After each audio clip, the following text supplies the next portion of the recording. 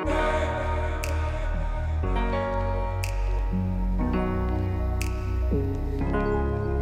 friends, welcome to Dfiltercookingworld. ഞാൻ വന്നിരിക്കുന്നത് പഴുത്ത ചക്ക കൊണ്ടുള്ളൊരു കേക്കിന്റെ റെസിപ്പിയുമായിട്ടാണ്. 6-7 ചക്കച്ചുളയുണ്ടെങ്കിൽ വളരെ എളുപ്പത്തിൽ തന്നെ തയ്യാറാക്കി എടുക്കാൻ പറ്റും. വളരെ ടേസ്റ്റിയാണ് ഇത് കഴിക്കാനായിട്ട്. ഓവനും ബീറ്ററും ഒന്നും ഇല്ലാതെയാണ് ഈ ഒരു കേക്ക് ഉണ്ടാക്കിയെടുക്കുന്നത്. എൻ്റെ ഈ ചാനൽ ഇതുവരെയും സബ്സ്ക്രൈബ് ചെയ്യാത്ത കൂട്ടുകാരുണ്ടെങ്കിൽ ഒന്ന് സബ്സ്ക്രൈബ് ചെയ്തേക്കണേ. സബ്സ്ക്രൈബ് ചെയ്യുമ്പോൾ അടുത്തുള്ള ബെൽ ഐക്കൺ കൂടി ഒന്ന് പ്രസ് ചെയ്തതിന് ശേഷം ഓൾ എന്ന ഓപ്ഷൻ കൂടി സെലക്ട് ചെയ്താൽ പുതുതായിട്ടുള്ള വീഡിയോസിൻ്റെ നോട്ടിഫിക്കേഷൻ നിങ്ങൾക്ക് ലഭിക്കുന്നതാണ്. അപ്പോൾ നമുക്ക് എളുപ്പത്തിൽ തന്നെ റെസിപ്പിയിലേക്ക് പോവാം. പഴുത്ത ചക്ക കൊണ്ടുള്ള കേക്ക് ഉണ്ടാക്കാനായിട്ട് ആദ്യം നമുക്ക് ഒരു പാത്രത്തിലേക്ക് 1/2 കപ്പ് പഞ്ചസാര ഇട്ട് കൊടുക്കാം. പാത്രം നല്ലതുപോലെ ചൂടായതിനു ശേഷം വേണം പഞ്ചസാര ഇട്ട് കൊടുക്കാനായിട്ട്. ബ്രൗൺ കളറിലുള്ള പഞ്ചസാര സിറപ്പ് തയ്യാറാക്കിയെടുക്കണം. ഇതുപോലെ ചെയ്യുമ്പോൾ കേക്കിന് നല്ലൊരു ബ്രൗൺ കളർ കിട്ടും.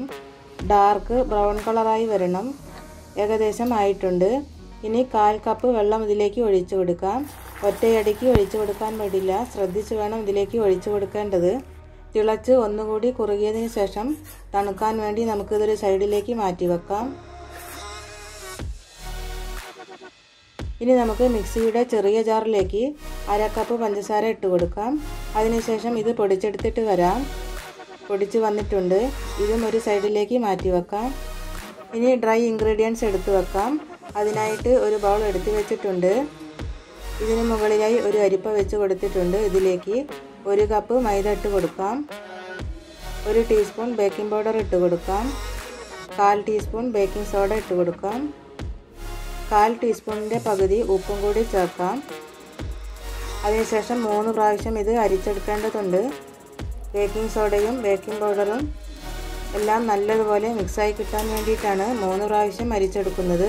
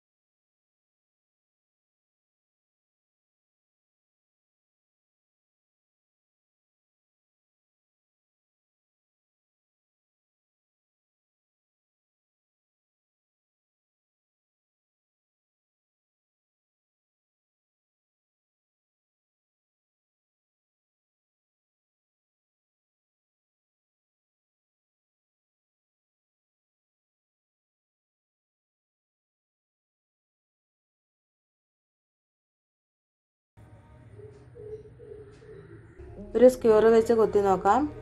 ഒട്ടിപ്പിടിച്ചിട്ടൊന്നുമില്ല. അപ്പോൾ നമ്മുടെ ടേസ്റ്റി ആയിട്ടുള്ള ചക്ക കേക്ക് റെഡിയായി കഴിഞ്ഞു. നിങ്ങളും ഇത് ട്രൈ ചെയ്ത് നോക്കുക.